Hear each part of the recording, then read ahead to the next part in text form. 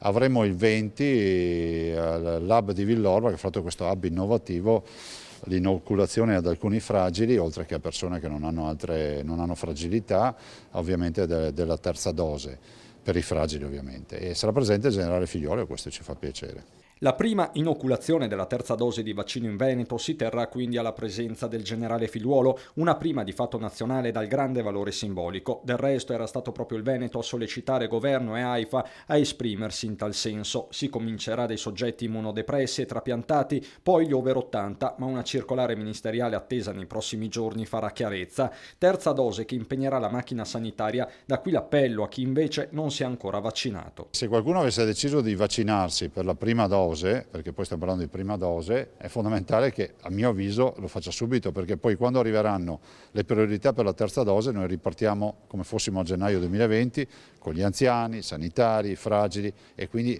il quarantenne che arriva bello allenato, palestrato, va in coda a queste vaccinazioni, perché prima c'è la priorità di mettere in sicurezza ad esempio tutti i nostri ospiti delle case di riposo. Vaccino che resta l'arma principale per contrastare gli effetti più drammatici della pandemia. Non era vaccinato, ha sottolineato Zaia, un 79enne morto nelle scorse ore a Treviso, eppure dal fronte più estremo di Novax continuano ad arrivare minacce. Mi arriva un video di 7 minuti, anche ieri, 7 minuti.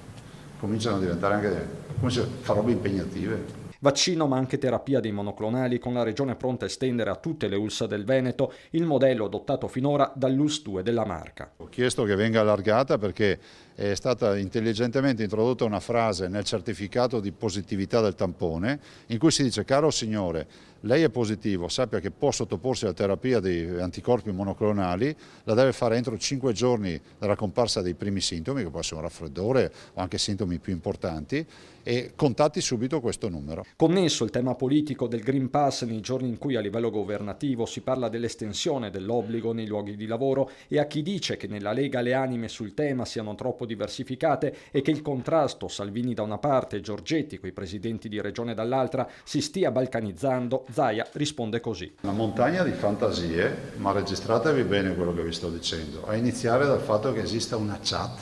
Ho letto che esiste una chat, guardate, sfido chiunque di portare la chat.